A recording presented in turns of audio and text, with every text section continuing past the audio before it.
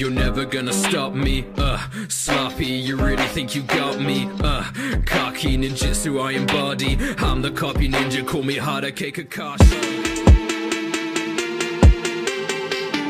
Order ini merupakan sebuah donghua bertemakan dunia pasca apokaliptik, di mana manusia dipaksa untuk bertahan hidup dalam dunia yang telah kacau setelah terjadinya bencana besar yang masih belum diketahui. Para manusia juga harus berlindung di dalam sebuah benteng untuk bisa bertahan hidup. Di dunia ini juga terdapat kekuatan super. Itu merupakan sebuah berkah yang diperoleh oleh orang-orang tertentu setelah mencapai apa yang disebut dengan awakening atau kebangkitan. Kisah ini akan berfokus kepada seorang pria remaja berusia 18 tahun yang juga mendapatkan kekuatan super. Tidak main-main guys. Kekuatan yang didapatkan MC memungkinkannya untuk bisa menyalin skill orang lain secara random.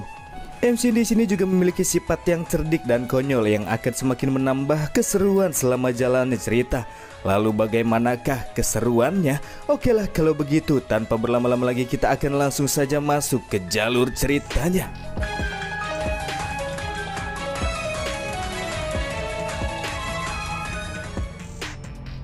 Scene bermula di sebuah lokasi yang disebut dengan pedalaman hutan belantara, di mana kita akan diperlihatkan dengan seorang pria yang tengah berada di dalam sebuah gua. Pria yang identitasnya tidak diketahui ini nampak tengah mengukir sebuah kalimat pada dinding batu.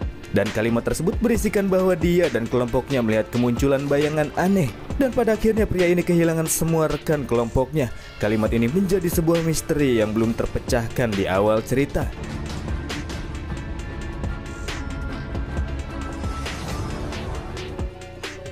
Dari wilayah hutan belantara kita selanjutnya akan beralih ke area sekitar benteng nomor 113.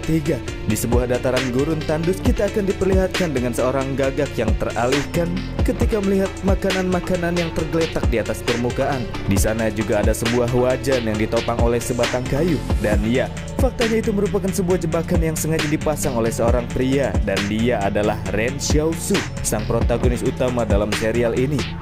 Di dunia pasca apokaliptik ini, daging merupakan jenis makanan yang cukup langka, sama halnya dengan daging gagak yang memiliki nilai yang cukup tinggi jika itu dijual ke suatu market.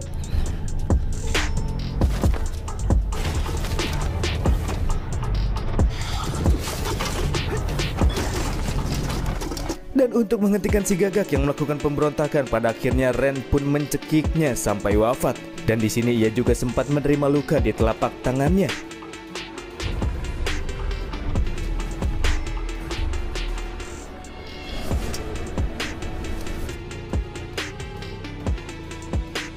Setelah berhasil mendapatkan mangsanya, Ren yang berniat untuk segera beranjak pulang secara tiba-tiba mengalami sakit di bagian kepalanya yang terasa seakan-akan seperti terdapat sebuah lonceng emas yang menghantamnya. Menerima rasa sakit yang tak tertahankan, pada akhirnya ia pun harus tumbang dan berakhir tak sadarkan diri di tengah-tengah gurun.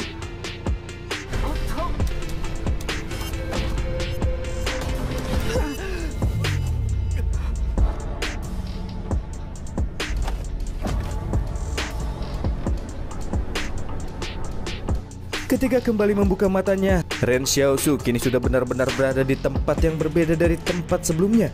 Ia terbangun di sebuah ruangan misterius yang diselimuti oleh kabut-kabut pada lantai permukaannya. Di dalam ruangan misterius tersebut, ia juga melihat sebuah meja yang diisi oleh sebuah mesin ketik yang terlihat sangat eksklusif.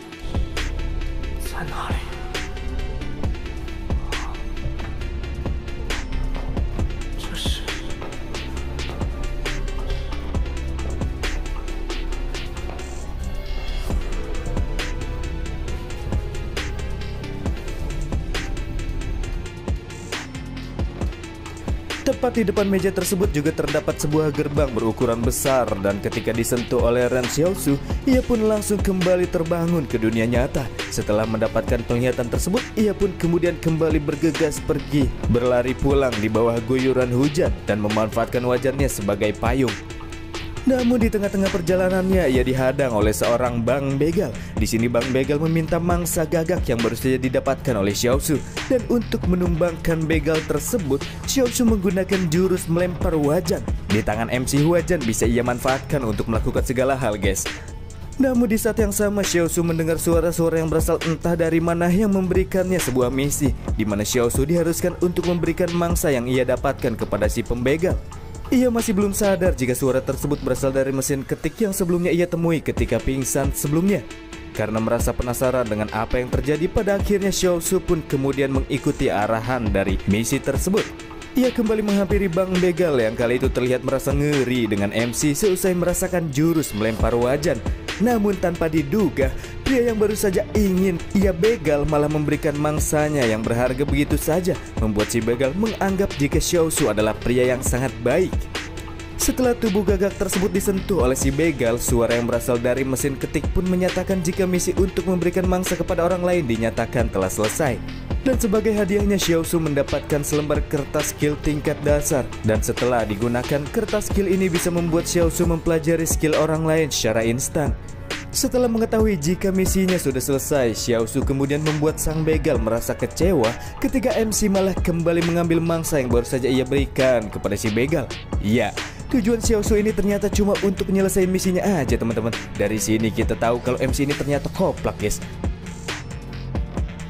Benteng 113 merupakan sebuah lokasi tempat tinggal Ren Xiaosu bersama seorang adiknya. Namun MC tidak tinggal di dalam benteng yang aman tersebut, melainkan di sekitar area luar benteng. Nampak terlihat dengan jelas kalau wilayah ini dihuni oleh para penduduk miskin yang hidup serba kekurangan. Xiaosu yang pulang sambil membawa mangsa juga sempat menjadi pusat perhatian. Melihat Xiaosu yang kerap kali membawa mangsa, seorang pria pun merasa bahwasannya MC itu sangat beruntung, sebab ia tidak perlu bekerja untuk menghasilkan uang. Karena yang ia lakukan setiap harinya itu cuma berburu dan kemudian pulang sambil membawa buah tangan yang berharga. Fakta ini membuat seorang berandal dengan kacamata dijidat merasa iri dan berniat hati merampas mangsa yang diperoleh oleh Xiaosu. Akan tetapi Xiaosu yang sadar dengan niat jahat si berandal pun langsung menatapnya dengan sorot mata yang tajam. Sebelum si berandal melancarkan aksinya, seorang rekannya pun menyarankan untuk tidak membuat masalah dengan Xiaosu, sebab dia merupakan orang yang sangat sulit untuk ditangani. Apalagi di wilayah ini Xiaosu juga terkenal sebagai orang yang sakit mental. Setelah kembali ke sekitar area tempat tinggalnya, ia juga sempat berpapasan dengan seorang onesan yang bernama Li Xiaoyu. Di sini onesan juga merasa sangat khawatir ketika ia melihat Xiaoyu mendapatkan luka di bagian telapak tangannya setelah pulang dari perburuannya. Onesan merasa luka tersebut akan berbahaya jika terus dibiarkan. Akan tetapi Xiaosu malah menganggap jika itu hanya sekedar luka ringan saja. Selain itu, Onesan juga meminta MC agar cepat-cepat melongok adiknya, sebab Xiaoyu mendengar kalau adik dari sang MC sudah seharian menunggu kepulangannya dan ia sudah batuk-batuk selama seharian penuh. Merasa khawatir dengan sang adik, Xiaosu pun lantas masuk ke dalam bilik tempat tinggalnya untuk melihat kondisi sang adik. Dan setelah memeriksanya, Xiaosu merasa bersyukur karena adiknya ini tidak mengalami demam. Dan dari sini diketahui adik Ren Xiaosu bernama Yan Liu Yuan. Dan nama marga mereka yang berbeda menunjukkan bahwa adik kakak ini pada dasarnya tidak memiliki hubungan darah. Namun kendati demikian, Xiaosu merasa sangat menyayangi adiknya ini. Xiaosu di sini juga sempat meminta adiknya untuk tidak menggunakan kekuatan supernya secara berlebihan, sebab itu akan berdampak pada tubuh lemah yang dia miliki. Dikatakan bahwa ketika seseorang berhasil membangkitkan kekuatan supernya, mereka akan menjadi lebih kuat bila dibandingkan dengan orang-orang pada umumnya dalam suatu aspek tertentu. Dalam hal ini, Liu Yuan memiliki sebuah kemampuan yang disebut dengan wish, yang akan berlaku ketika ia meminta suatu keinginan ataupun kutukan. Namun sayangnya, Liu Yuan ini berbeda. Setelah ia menggunakan kemampuan supernya, ia akan langsung merasakan sakit sebagai bayaran dari kemampuannya yang terbilang OP. Maka dari itulah Xiaosu tidak mengizinkan sang adik untuk tidak terlalu sesering mungkin menggunakan kemampuannya tersebut. Sambil memasak sup untuk si adik, Xiaosu kembali mengingatkan jika si adik tidak boleh membuat dirinya sendiri sakit dengan menggunakan skillnya hanya untuk membantu Xiaosu. Sebab Xiaosu merasa jika dirinya bisa menjaga dirinya sendiri selama masa perburuan, maka dari itulah si adik tidak perlu melindunginya. Karena Liu Yuan harus melindungi dirinya sendiri dulu yang memiliki tubuh lemah. Tak lama berselang, akhirnya sup pun matang. Di sini Xiaosu memberikan semua isian dari sup tersebut kepada adiknya, sementara dia sendiri hanya akan menguyup air supnya saja. Di saat yang sama sempat pula terpikir apabila Xiaosu ingin mengajak Xiaoyu Onesan untuk tinggal di bilik ini, karena ia merasa kalau Xiaoyu itu nampaknya peduli dengan Liu Yuan. Selain itu, hal ini juga dimaksudkan agar ada seseorang yang menjaga Liu Yuan ketika Xiaosu sedang berburu di malam hari. Namun si adik tidak menginginkannya karena ia masih belum bisa mempercayai Onesan. Menurut si adik, Onesan yang kerap kali berbuat baik kepada mereka berdua itu dikarenakan wanita tersebut ada maunya, sebab Xiaosu sering membawa mangsa yang cukup bernilai. Ya, walaupun itu memang benar adanya, namun menurut Xiaosu itu merupakan sebuah hal yang wajar di era di masa semua orang dipaksa untuk bisa bertahan hidup semacam ini. Dan dengan pedenya, Xiaosu pun mengatakan Onesan yang sering mendekatinya itu bukan karena mangsa yang sering ia dapatkan, melainkan si Onesan tertarik pada ketampanan yang Xiaosu miliki. Karena terlalu banyak mengobrol dengan si adik, Xiaosu sampai lupa jika sup yang belum ia angkat sudah kering dan dia nggak jadi makan sup yang tinggal airnya doang, teman-teman. Selanjutnya Xiaosu menyuruh si adik untuk segera menghabiskan supnya, sementara Xiaosu sendiri akan membawa gagak yang ia dapatkan untuk dijual, yang nantinya uang hasil dari penjualan gagak tersebut akan dipergunakan untuk membayar sekolah adiknya. Xiaosu menyuruh adiknya ini untuk giat-giat belajar agar kelak bisa menjadi guru sehingga mereka bisa menjalani hidup yang lebih baik di masa depan. Karena di masa ini menjadi guru merupakan pekerjaan yang cukup menjanjikan. Di tengah perjalanannya untuk menjual gagak, kita juga akan diperlihatkan dengan keunikan yang terdapat di dalam pemukiman ini. Di arah lain kita akan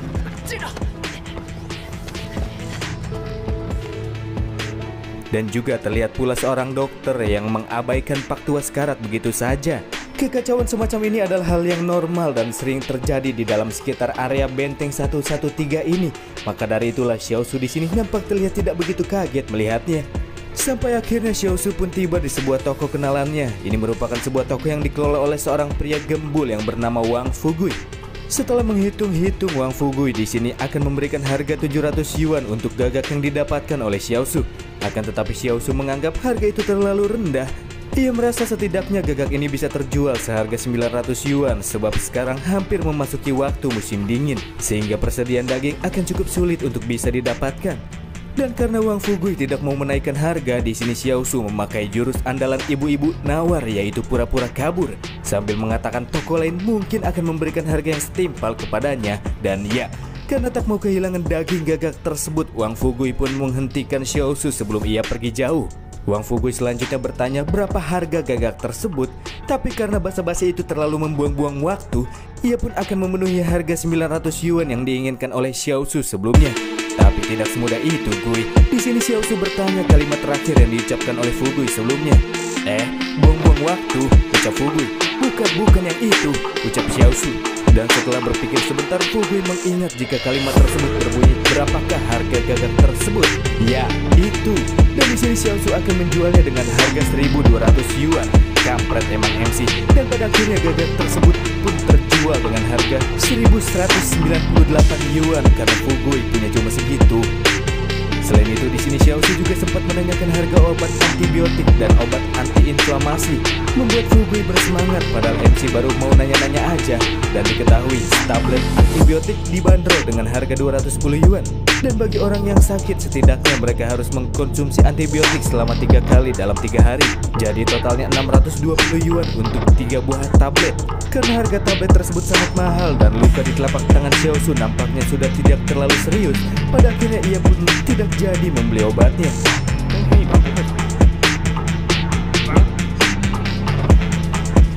Di arah lain, Xiaosu juga melihat tergantung beberapa jaket katun yang berguna untuk melindungi tubuh ketika musim dingin. Jaket tersebut dijual seharga 490 yuan. Dan Fugui tidak mengambil keuntungan dari penjualan jaket tersebut, jadi tidak ada sesi tawar-menawar. Dan pada akhirnya Xiaosu pun membeli satu jaket yang nantinya akan ia berikan kepada adiknya, serta sepotong roti coklat karena Xiaosu sendiri belum makan.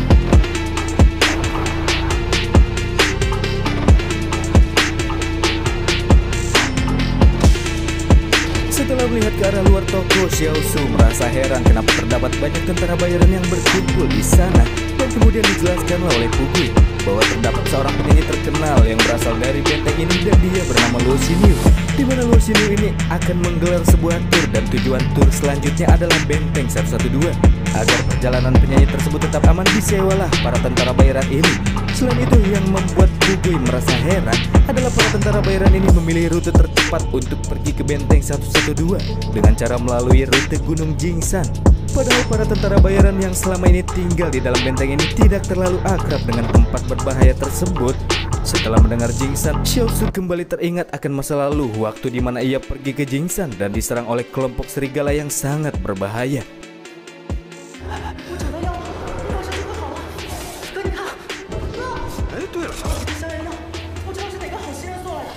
Di sini Pugui yang juga mengingat jika Xiaosu merupakan satu-satunya orang yang pernah selamat setelah melalui kengerian. Jing San pun menyarankan Xiaosu untuk menjadi seorang pemandu perjalanan para tentara bayaran tersebut. Akan tetapi Xiaosu tidak menginginkannya sebab ia adalah orang yang paling tahu tentang seberapa berbahayanyakah tempat tersebut. Mencoba membujuknya, Pugui juga mengatakan apabila Xiaosu bisa mengantarkan mereka keluar dari Jingsan, maka Xiaosu bisa mendapatkan kesempatan untuk bisa tinggal di dalam benteng yang disebut dengan tempat perlindungan petir dan hidup dengan layak di dalamnya. Di mana hal tersebut seharusnya hanya akan tetap menjadi sebuah mimpi bagi orang-orang pinggiran seperti mereka. Namun tetap saja meskipun ini merupakan kesempatan besar bagi Xiaosu, namun ia masih tetap tidak akan pergi dan berperan sebagai pemandu mereka. Dan selanjutnya ia pun pergi dari toko sambil memakan sepotong roti coklatnya. Di antara para tentara bayaran yang sempat dilihat oleh Xiaosu, perhatiannya sempat teralihkan ketika ia melihat sosok wanita bertopi. Setelah cukup lama memperhatikannya, keduanya pun sempat sebentar saling bertatapan satu sama lain. Apakah ini yang dinamakan dengan cinta, guys? Tentu saja bukan, teman-teman. Di sini Xiaosu merasa jika wanita ini sangat berbeda dengan para tentara bayaran yang lainnya.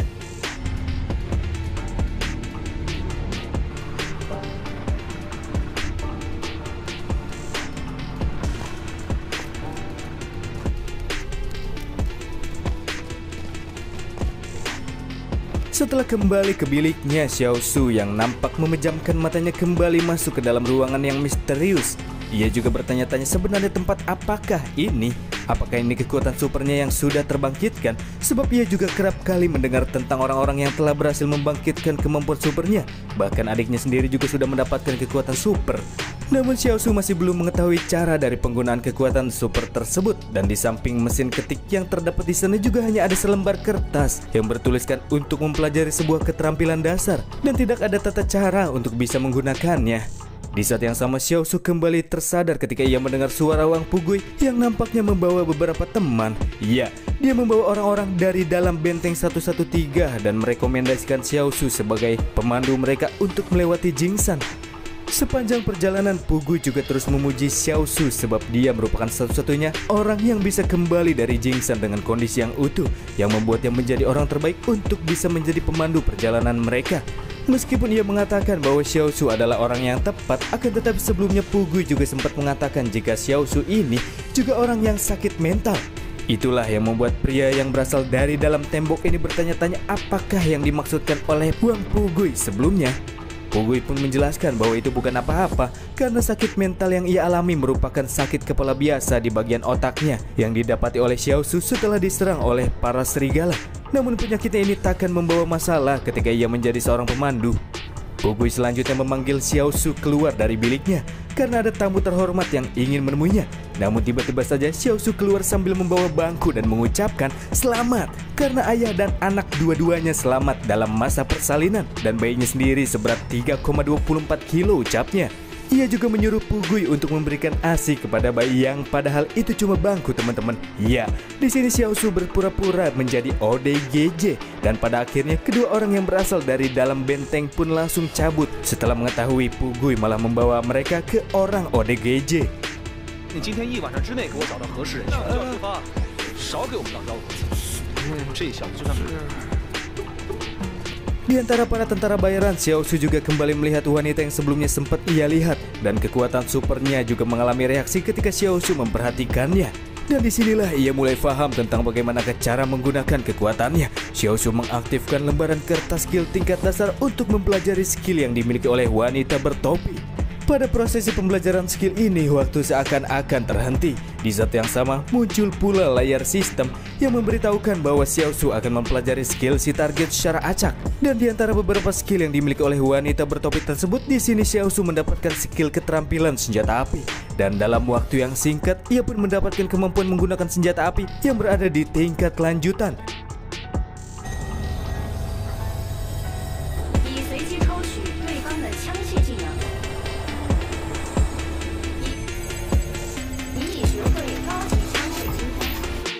Dan kemudian waktu yang terhenti pun kembali menjadi normal ketika prosesinya telah selesai. Xiaosu yang kini mulai merasakan dirinya menjadi bertambah kuat pun bertanya kepada sistem berada di tingkat apakah skill senjata api wanita ini. Sistem pun menjawab bahwa skillnya berada di tingkat sempurna. Ketika Xiaosu terus memandangi sang wanita, Liu Yuan pun menggoda kakaknya yang padahal sangat jarang memperhatikan seorang wanita. Kalau emang udah kebelet, si adik juga bersedia untuk mencarikan kakak ipar untuknya. Setelah keduanya kembali ke dalam bilik, Liu Yuan melihat sudah terdapat 3 buah kentang serta 3 tablet antibiotik yang berada di atas permukaan. Hal ini menunjukkan apabila orang yang memberikan ini adalah orang yang mengetahui apabila Xiaosu mengalami luka. Selain ada adiknya yang tahu luka tersebut cuma Wang Pugui dan juga Li Xiaoyu. Dan di antara mereka berdua yang paling mungkin melakukan hal ini adalah Li Xiaosu Onesan yang sangat baik kepada Bang MC. Liu Yuan juga sangat yakin bahwa wanita tersebutlah yang telah memberikan semua itu. Sebab tahun lalu ketika Xiaosu mengalami demam tinggi selama beberapa hari yang diakibatkan karena serangan dari para serigala, ada pula seorang yang secara diam-diam mengirimkan beberapa tablet pil ke rumah ini. Dan kemungkinan orang yang telah melakukan hal tersebut tinggal tak jauh dari tempat mereka. Di saat itulah dari arah luar mulai terdengar suara Li Xiaoyu yang ternyata ia sedang dipaksa untuk tinggal bersama-sama satu atap dengan si berandal kacamata di jidat. Karena Onesan terus melakukan penolakan, pada akhirnya pria tersebut menerapkan cara yang kasar untuk memenuhi keinginannya yang masih belum bisa terwujudkan. Setelah mendengar teriakan Li Xiaoyu dan sebelum beraksi, di sini Xiaosu juga sempat mendapatkan lagi sebuah misi yang menyuruhnya untuk membantu si Onesan. Dan tentu saja, tanpa mendapatkan misi sekalipun, Xiaosu akan membantu orang yang sudah memberikan bantuan kepadanya. MC meninggalkan kentang yang baru saja dipanggang dan langsung beralih melawan si berandal. Dalam pertarungan mereka yang paling mengejutkan adalah Xiaosu menggunakan pisau tulangnya untuk menghancurkan pisau si berandal yang padahal itu terbuat dari material logam.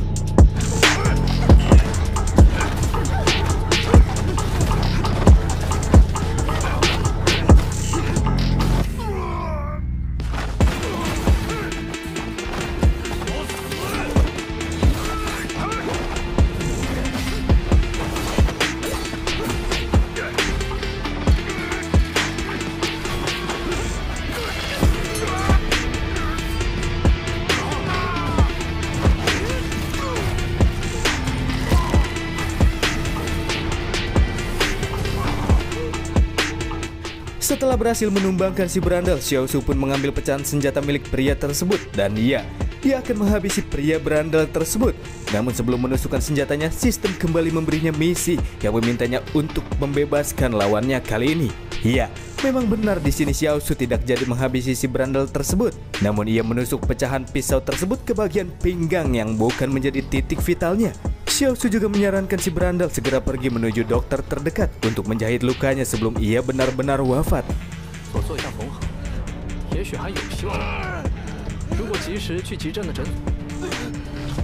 Dan dengan demikian, Xiaosu berhasil menyelesaikan 2 misi sekaligus dan sebagai reward ia kembali mendapatkan 2 lembar kertas pembelajaran skill tingkat dasar.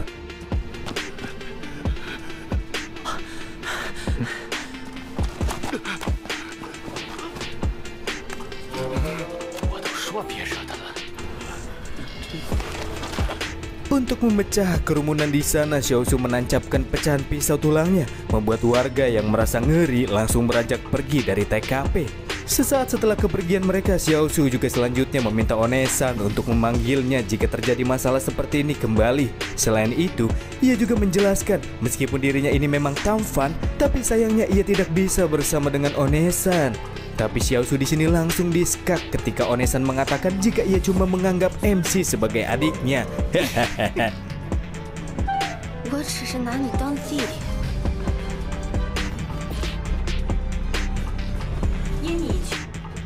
Dan itulah episode awal dari kisah The First Order. Di episode kali ini masih banyak pertanyaan yang masih belum terjelaskan ya teman-teman. Ya, namanya juga baru episode 1 guys. Apa yang kalian harapin dari episode 1 guys? Tapi gimana alurnya nih? Apakah kita harus lanjut ataukah cukup? Silahkan tulis di kolom komentar ya. Karena akhir kata dari saya, Anda pingin sukses? Bentar. Kerja anjing!